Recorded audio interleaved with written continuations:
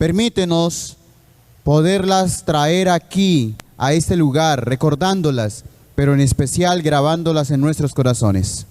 Gracias, Señor, porque sabemos que nos has oído. Acompáñanos con tu Santo Espíritu, te lo pedimos en el nombre de Jesús. Amén. Bien, en esta mañana vamos allí a observar. Voy a pedir por favor a la producción que me coloque allí las diapositivas. Y la lección de esta semana se titulaba, a ver, alguien aquí rápidamente que me lo diga sin voz de trompeta, ¿cómo se titulaba la lección de esta semana? La iglesia y la educación. La iglesia y la educación. Seguimos con la serie La Educación, ¿cierto? La educación. La lección de ese trimestre habla sobre educación.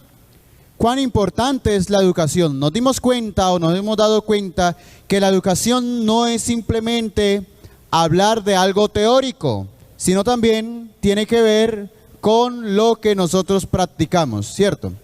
Tiene que ver con lo que nosotros practicamos, cómo somos, qué hacemos y qué es lo que estamos aplicando en casa, en el trabajo y en todos los ámbitos integrales de nuestra vida. La iglesia y la educación. Lo primero que vamos a ver en esta mañana es lo siguiente.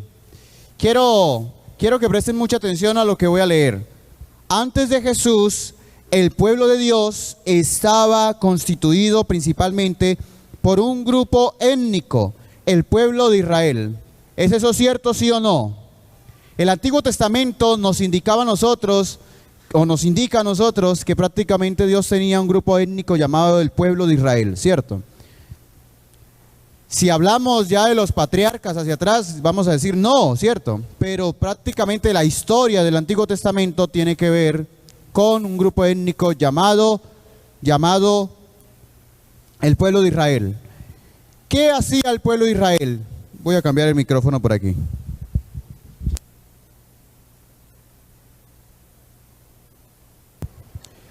Hola, sí. ¿Qué hacía el pueblo de Israel? ¿A qué se dedicaba el pueblo de Israel? El pueblo de Israel tenía una función principal, ¿cierto?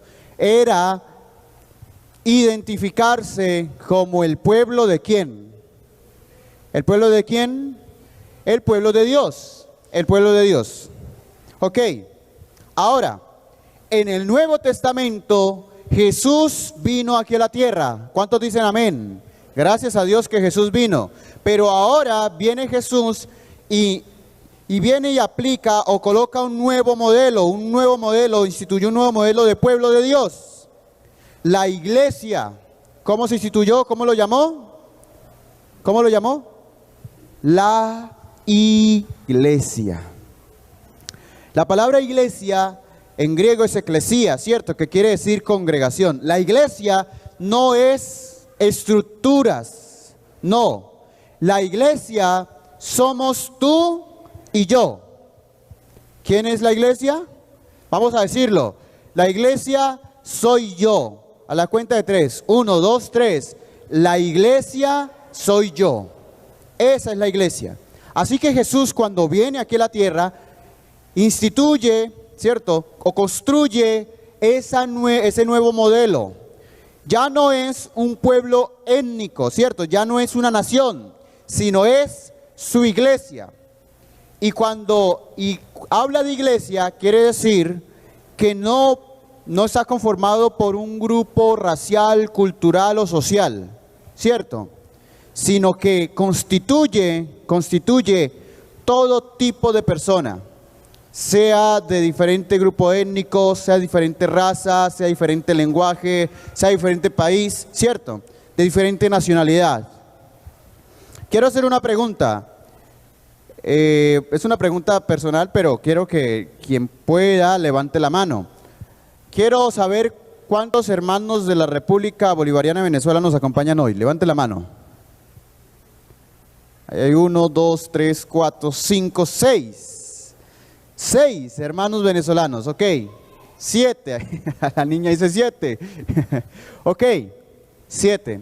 ¿Hay algún hermano que sea de fuera de Sudamérica o que sea parte de otro país que no sea Colombia? ¿Hay alguien aquí que sea chileno, brasilero? ¿No? ¿Ninguno? ¿Argentino? ¿Tampoco? Ok. ¿Cuántos son de la República de Colombia?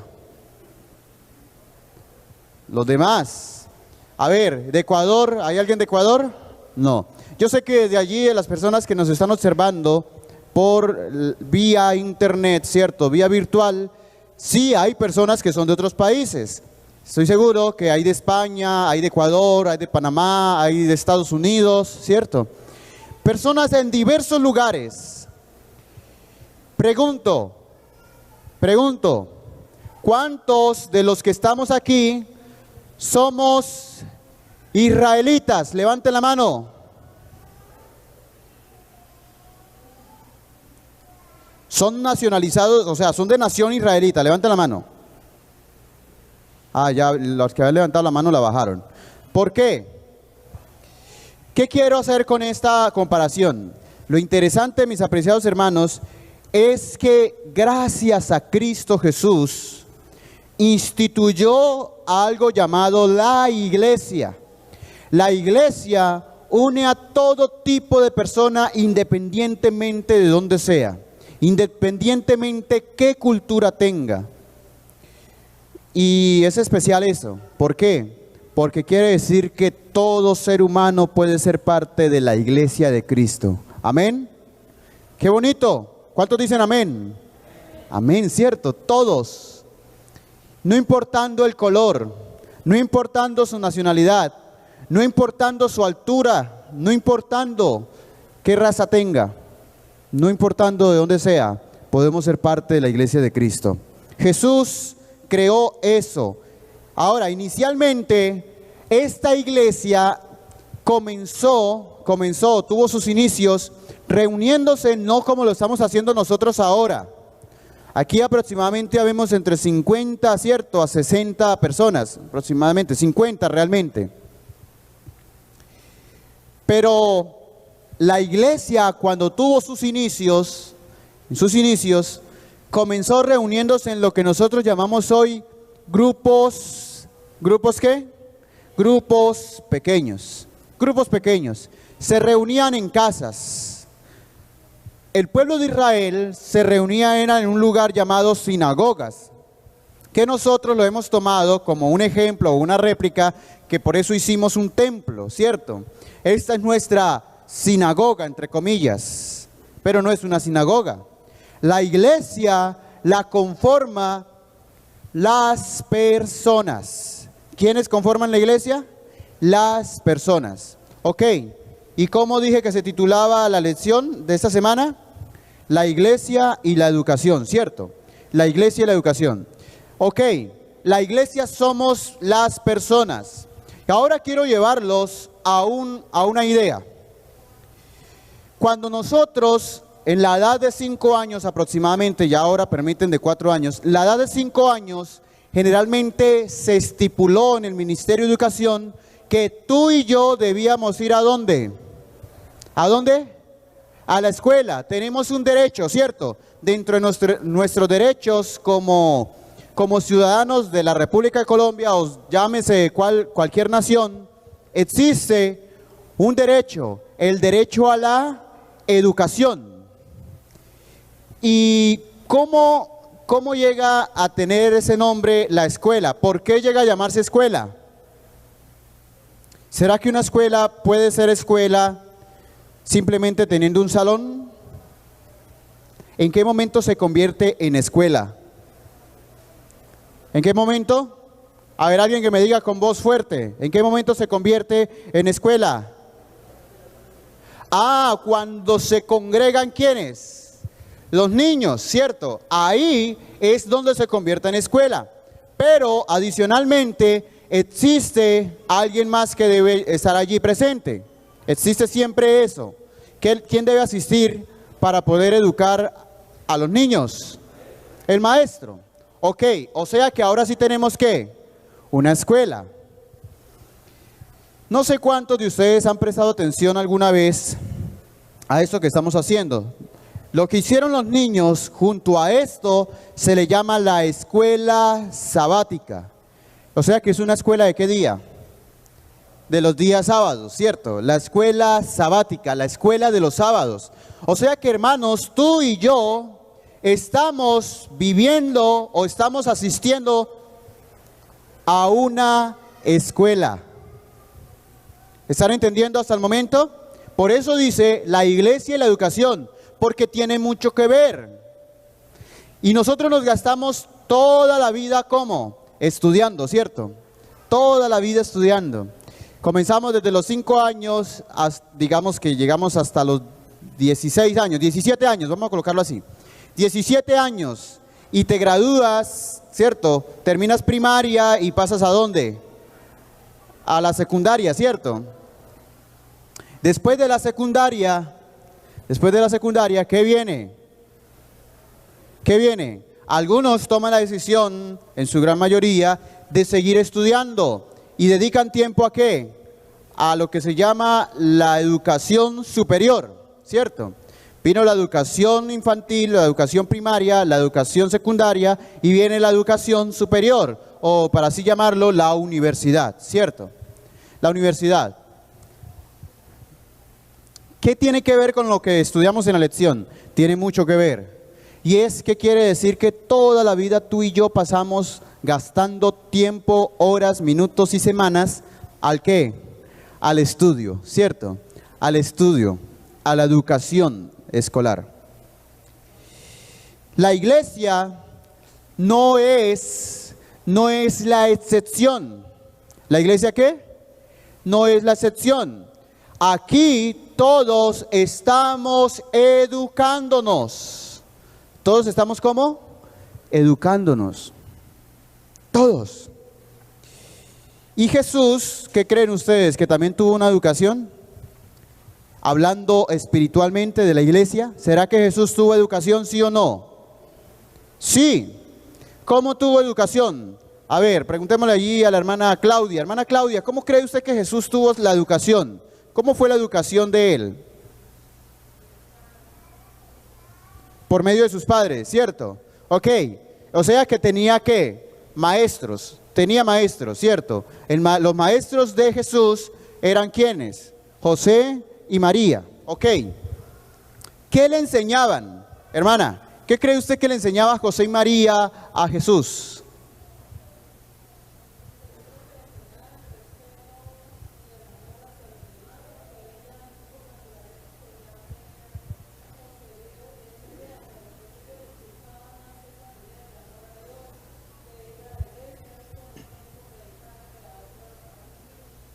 Ok, interesante, ¿cierto? Le enseñaban el respeto, le enseñaban el amor hacia los demás, ¿cierto? Le enseñaban que también debían congregarse e iban a la sinagoga, como era la costumbre en la cultura del momento, ¿cierto? Iban a la sinagoga. Créanme, mis apreciados hermanos, que en la iglesia ustedes y yo también aprendemos matemáticas. También aprendemos filosofía, también aprendemos química, biología. Y dirán, ¿pero dónde? Ah, es interesante. ¿Cuántos les gusta la historia de la creación? ¿A cuántos les gusta? Un gran número, ¿cierto? Mis hermanos, para poder aprender sobre la creación, ¿cierto? Viene a llamarse en la educación formal, ¿cierto? A llamarse la biología. ¿Vemos biología, sí o no? Sí, en la iglesia vemos biología, matemáticas, y empezamos nosotros a contar. ¿A cuánto les gusta la historia del arca de Noé? Hay varios, ¿cierto? Allí levantaron la otra parte que no levantaron la mano en la creación. Ah, pues allí tenemos que calcular qué tan alto era ¿qué? El arca, ¿cierto? ¿Qué tan ancho? ¿Cierto? Tenemos que medir cada cosa. Es matemática, ¿cierto? Fuera eso, aritmética. ¿Saben, mis apreciados hermanos? Hasta álgebra de Baldor habría allí, ¿cierto? ¿Saben, mis apreciados hermanos? Lo interesante es que para toda rama educacional, para cada materia que tú puedas pensar, existe en la Biblia. Tú y yo estamos asistiendo a una escuela. La iglesia es una escuela. ¿Qué dije? La iglesia es una escuela. Y en esa escuela, ¿qué debemos aprender? Lo primero que debemos aprender, quiero que lo pasemos allí, por favor. Quiero que veamos qué es lo que la iglesia debe aprender. Lo primero que debe aprender, es en la primera diapositiva, por favor. Ahí donde están las flechas. Lo primero que la iglesia debe aprender es lo siguiente: ver como quién. ¿Ver como quién? No ha aparecido todavía. Ok. Ver. Ok, no quiere aparecer. Listo, dejémoslo allí. Ver como Jesús. Lo primero que la escuela, cierto, debe aprender del maestro es ver como Jesús. O sea, tener una mirada como la que tenía ¿quién? ¿Tenía quién? Yo quiero que estén conmigo porque pareciera que se me hubieran ido. Ver como ¿quién? Como Jesús. Listo. Segundo, vivir como Jesús nos enseñó. Miren, esto es una escuela y el gran maestro no es el pastor, no es el ministro, no es el primer anciano, no es el director de la escuela sabática, no, se llama Cristo Jesús. Él fue el que fundó la escuela, Él fue el que fundó la iglesia. Así que si esta iglesia es de Jesús, debemos ver como Jesús vio. Y segundo, debemos vivir como Jesús ¿qué? Nos enseñó. Y ahorita lo vamos a detallar claramente. Tercero, preocuparse como Jesús lo hizo. Miren, ¿cuántos de los que hemos estudiado en los momentos de educación, en el momento que estamos en clases, nos dejan un trabajo y nos preocupamos con entregarlo a tiempo? ¿Sí ha pasado eso, sí o no? Sí. Me mandaron un trabajo, me dijeron, tienes que hacer una tesis, leer el libro tal, y saca una tesis de ese libro, y luego da tu apreciación personal.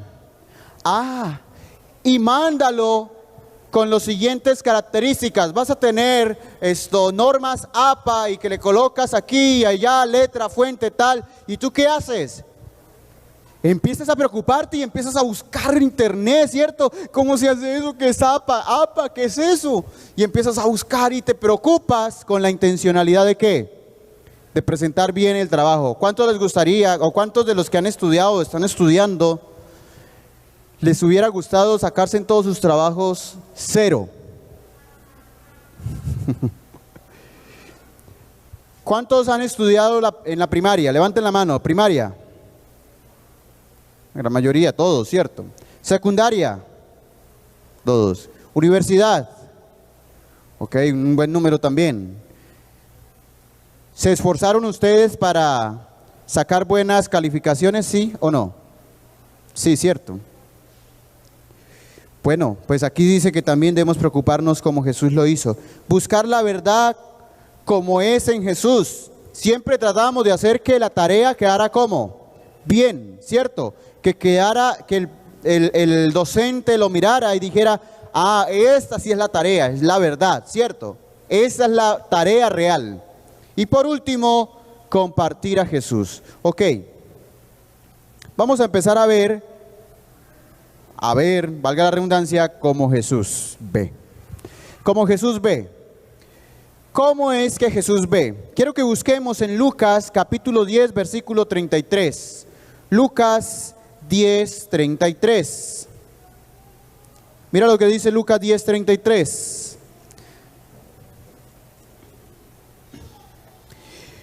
Pero un samaritano que iba de camino se acercó a él y al verlo se compadeció. ¿De quién? De él. Bien nos acordamos nosotros de la historia que cuenta Jesús, ¿cierto? Que iba un hombre caminando de camino, iba allí en el camino y de repente llegan en su camino dos hombres o unos ladrones, coloquémosle dos, ¿cierto? Llegaron unos ladrones. ¿Y qué hicieron con el hombre? ¿Qué hacen los ladrones? Lo más sencillo, ¿cierto?, de entender. Roban. Lo asaltaron. Cuando lo asaltaron, no les bastó con robarle lo que llevaba, sino que hicieron. Lo hirieron, lo golpearon. Y entonces este hombre quedó allí como muerto, ¿cierto? Como muerto. Y la historia la sabemos, ¿cierto? Que pasó allí un sacerdote, luego pasó un levita, y por último, ¿quién pasó? Un samaritano, Lucas 10:33, ¿cierto? Pero un samaritano que iba de camino se acercó a él y al verlo se compadeció de él. ¿Qué es compadecerse? A ver, alguien que me diga con voz audible, se levante y se quite el tapabocas y me diga, compadecerse es esto. A ver. Ayudar, gracias mami. Bueno, ya lo dijo una niña, ahora yo quiero un adulto. A ver. ¿No saben qué es compadecerse? A ver.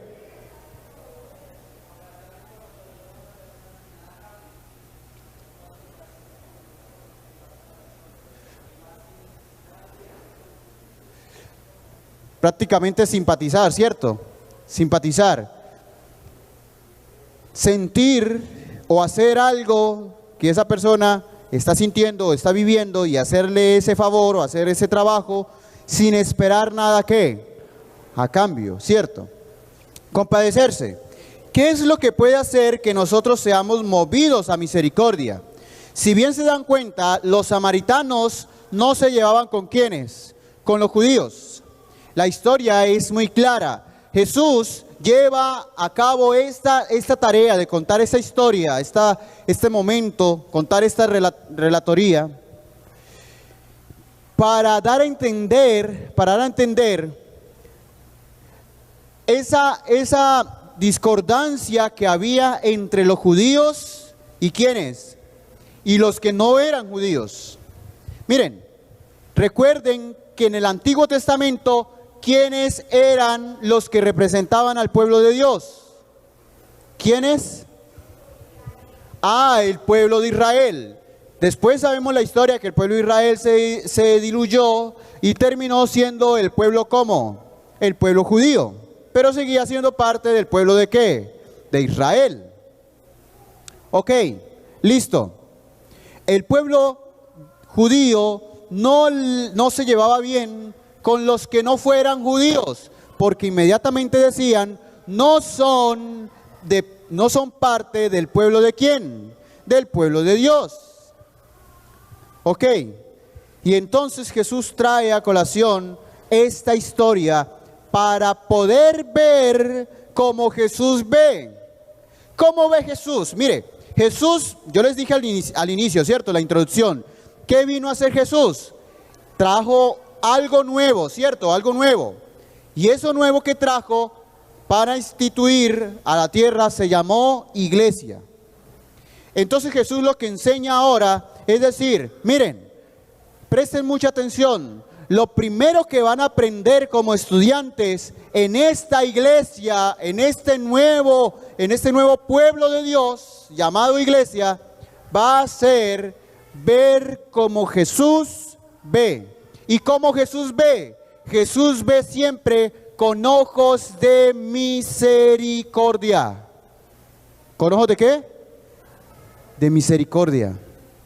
Mire qué interesante, que allí en el versículo 33 dice, iba de camino, se acercó a él, y al verlo se compadeció, le dio misericordia, ¿cierto? Sintió misericordia. ¿Por quién? Por el hombre que estaba allí tirado. Mis apreciados hermanos, Jesús ve a las personas que nos rodean como personas necesitadas y nos invita a suplir esa necesidad. Hermanos, tenemos que quitarnos de la cabeza, de nuestra mente, que las personas no necesitan de Jesús. ¿Por qué estoy diciendo eso? Porque generalmente nosotros decimos, sí, la gente necesita de Jesús, pero no hacemos nada.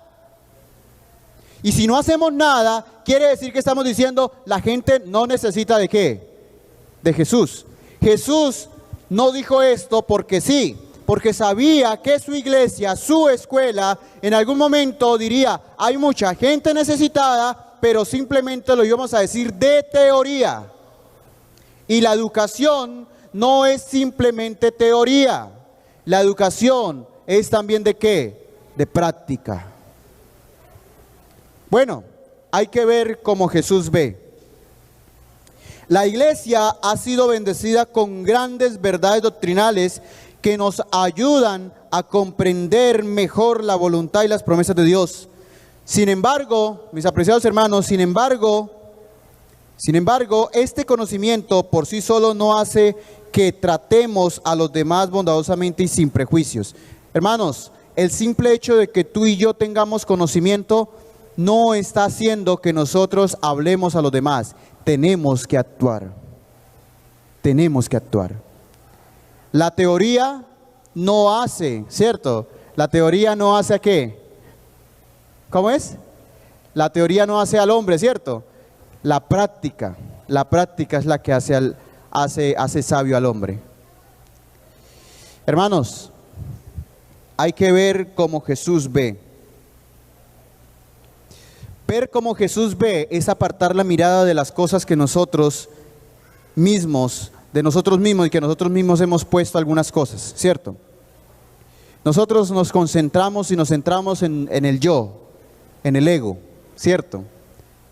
Yo.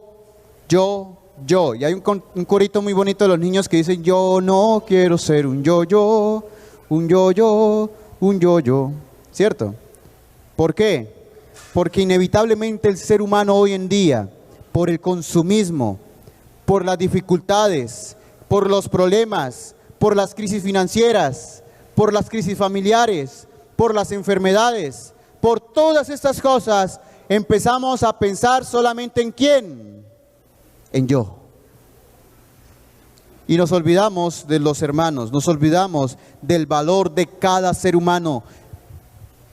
Independientemente, si llegara aquí una persona, habitante de la calle, muchos de nosotros posiblemente nos correríamos del lado de él, porque estamos pensando ¿en quién? En yo. Pensamos en yo. No, pero ¿qué tal que traiga el virus? Pero ¿qué tal que esté muy enfermo? Pero ¿qué tal que no, ese olor? Es solo un ejemplo, ¿no? Para esto hay muchos ejemplos, para otras cosas. Ver como Jesús ve. Vivir como Jesús nos enseñó. ¿Cómo Jesús nos enseñó? Vayamos al libro de Mateo, capítulo 5, versículo 16. Rápidamente. Mateo 5, 16.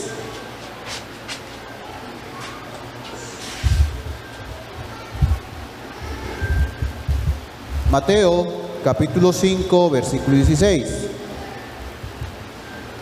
Dice así: así alumbre vuestra luz ante los hombres, para que vean vuestras obras buenas y glorifiquen a vuestro Padre que está ¿dónde? En los cielos. Miren, hermanos, Jesús viene y cuenta ahora una historia también.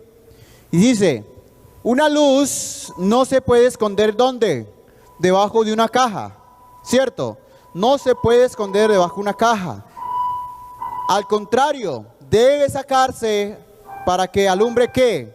A todos, ¿cierto? Para que alumbre el recinto.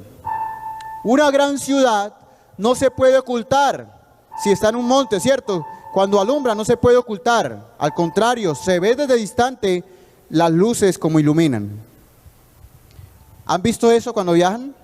¿Han viajado en un bus de noche?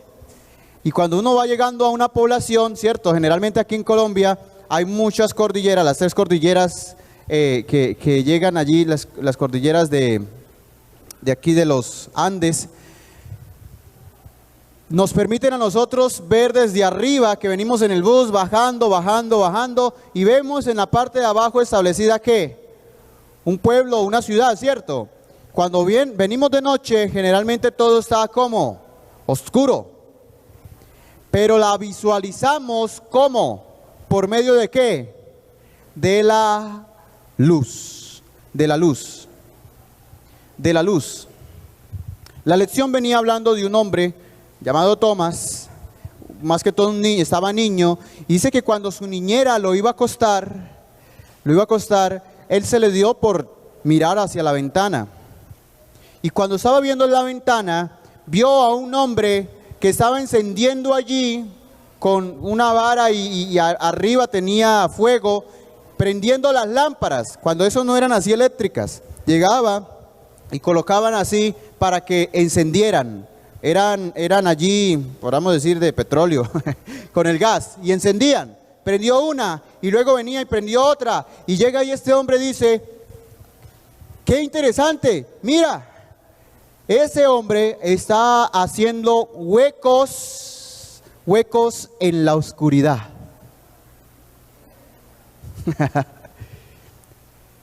Qué chévere, ¿cierto? Está haciendo huecos en la oscuridad. Y me hace recordar a la sobrina de mi esposa, que es muy inocente. Está haciendo algo diferente. Y la luz siempre pondera por encima de ¿qué? De la oscuridad. Y es interesante, hermanos, que tú y yo somos luz. Amén. No los escucho convencidos. No los escuché convencidos. ¿Cuántos creen que somos luz? ¿Cuántos dicen amén? Así es, tú y yo somos luz. Y si somos luz, no quiere decir que se llamen luz, aunque aquí sí hay una dama que se llama luz, literalmente, ¿cierto? Pero entonces ella es doble luz. Todos somos luz. Y como somos luz, debemos iluminar en la oscuridad. Este mundo, hermanos, se encuentra oscuro. La sierva del Señor dijo cuando regresaba de sus visiones, me es difícil regresar a este lugar. Es un mundo como oscuro. Y literalmente ella quedaba enceguecida. Llegaba aquí en un lugar que ella decía, no veo nada. Está todo completamente como oscuro. Venía de un lugar donde brillaba luz inaccesible, luz más superior que la luz que vemos ahora, luz más superior que la del sol. Jesús nos invita a alumbrar como alumbra una ciudad en la cima de un monte, en la oscuridad de la noche. Hermanos, vivimos en un mundo entenebrecido por el pecado, la ruina mortal y la oscuridad espiritual.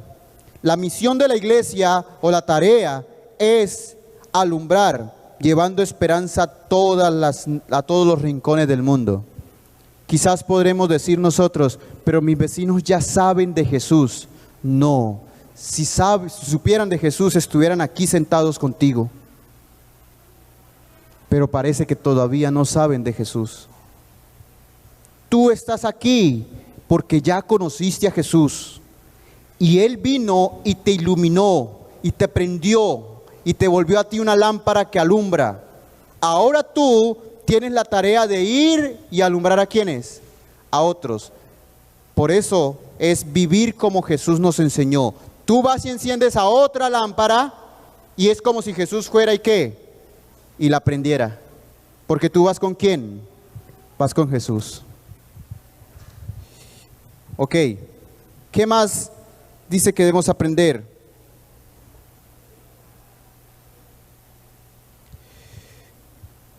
Preocuparse como Jesús lo hizo. San Juan, vamos a leer San Juan 13:34. San Juan 13:34.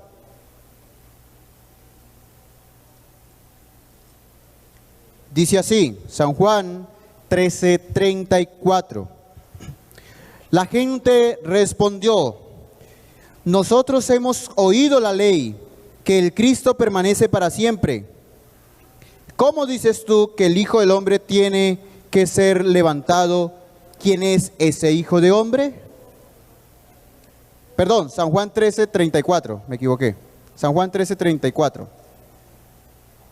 Un mandamiento nuevo os doy, que os, ¿qué? Améis unos a otros. Que os améis así como yo os, ¿qué? He amado. ¿Cuántos de los que estamos aquí creen que Cristo Jesús los ama? Amén. Maravilloso, Jesús me ama. Pero dice aquí, dice claramente, un mandamiento nuevo os doy. ¿Es nuevo, sí o no? Para el pueblo de Israel era nuevo. Pero para tú y yo, como la iglesia de Cristo, el pueblo de Dios, no es nuevo.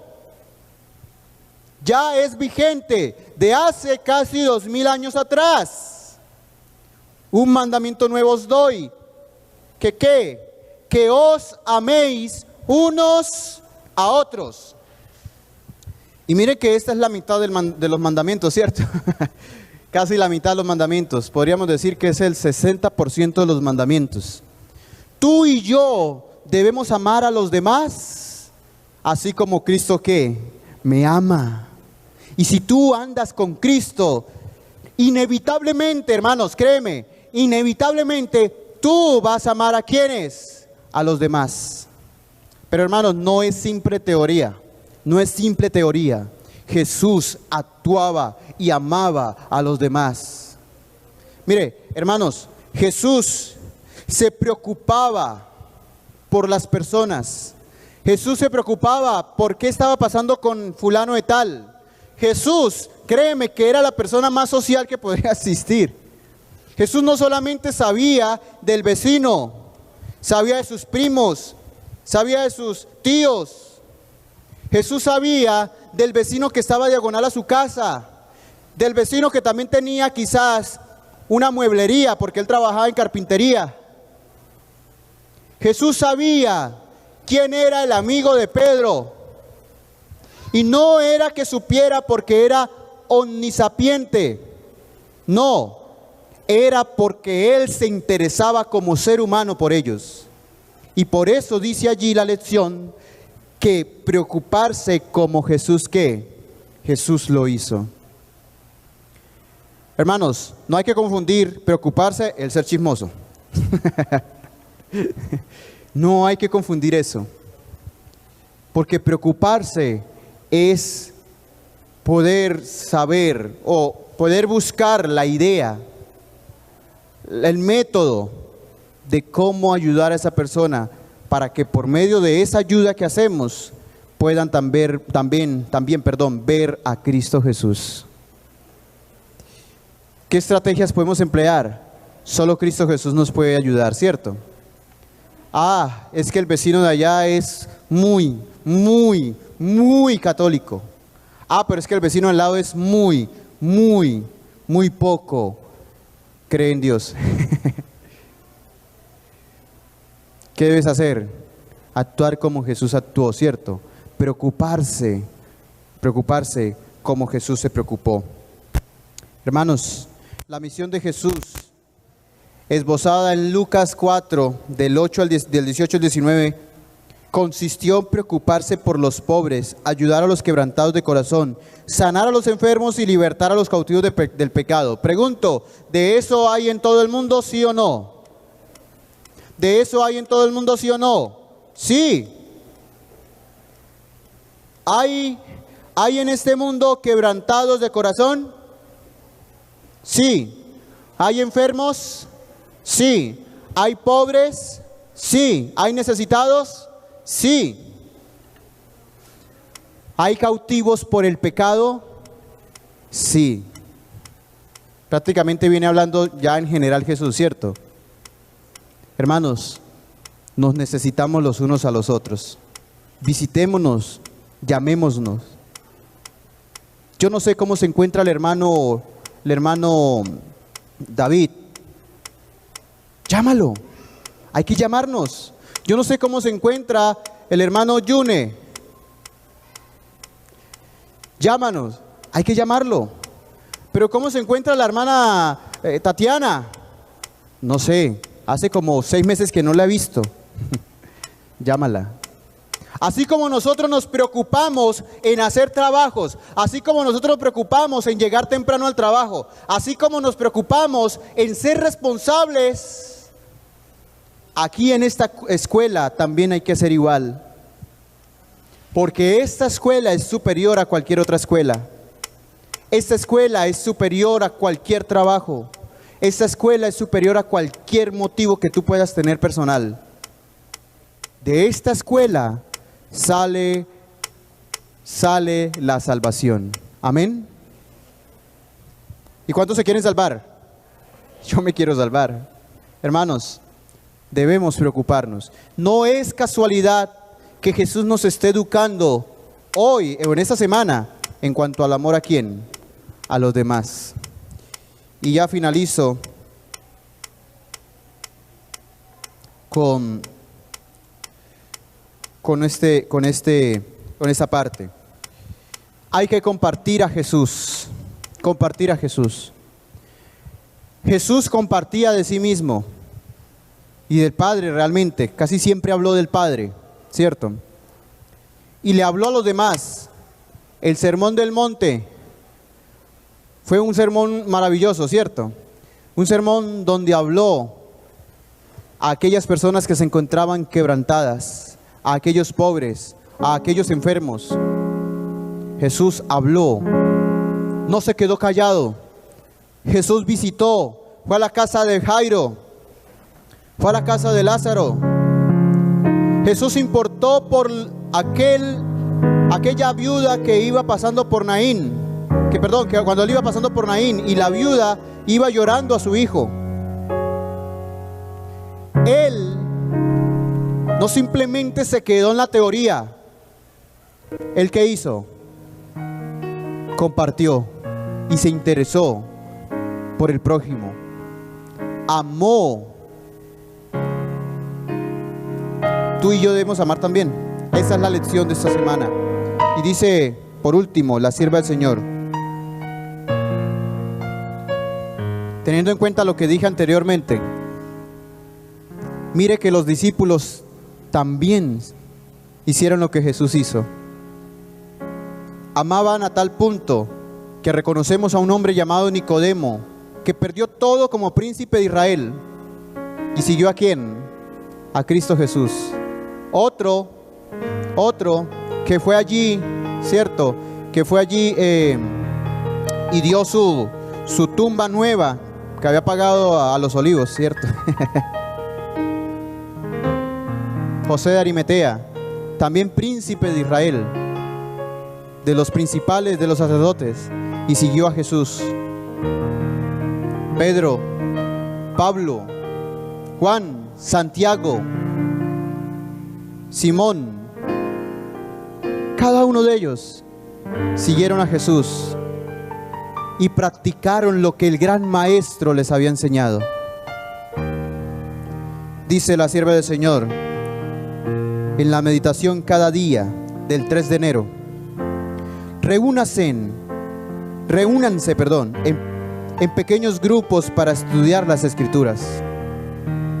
No perderán nada y ganarán mucho. Escuchen bien, no perderán nada, sino que ¿qué? Ganarán mucho. Los ángeles del cielo asistirán a sus reuniones y al alimentarse con el pan de vida, recibirán fortaleza espiritual. Se estarán alimentando, por así decirlo, con las hojas del árbol de la vida. ¿Se dan cuenta cuán beneficioso es compartir a Cristo Jesús? Es como si nos alimentáramos, dijo Elena de White, es como si se alimentaran de las hojas del árbol de la vida. Y sigue diciendo, solo así mantendrán su integridad. ¿Quiénes entrarán en el reino de los cielos? Los que mantienen su integridad. ¿Y queremos mantener nuestra integridad? Amén.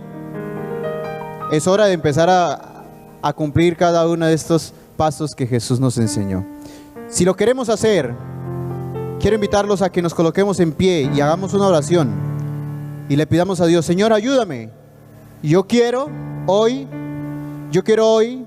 practicar los pasos que Jesús me enseñó. Y como iglesia, en esta escuela, ayúdame a crecer y poder practicar cada uno de esos pasos.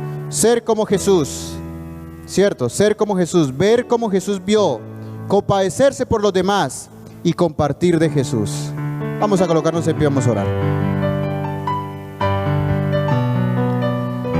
Bondadoso Padre Celestial, Gracias te damos, Señor, porque hemos en esta mañana estudiado o repasado lo que vimos en el transcurso de la semana que ya está finalizando. Hemos visto cómo tú quieres que tu iglesia se prepare para ser como Cristo Jesús. Por eso nos diste hoy, a modo de repaso, los pasos que debemos cumplir. Señor, hoy hemos propuesto en nuestro corazón, y tu iglesia aquí presente y allí desde la virtualidad, queremos, Señor, pedirte cumplir este propósito de ser la iglesia que cumple con la educación cristiana y que nos llamamos así, realmente, tal como dice el título, cristianos. Gracias, Señor, porque nos has oído. Acompáñanos en el resto de la programación. Te lo pedimos en el nombre de Jesús. Amén. Amén. Amén. Y es así, queridos amigos, queridos hermanos, que recibimos este mensaje esperanzador de parte de nuestro ministro Brian, quien ha llevado a entregárnoslo y a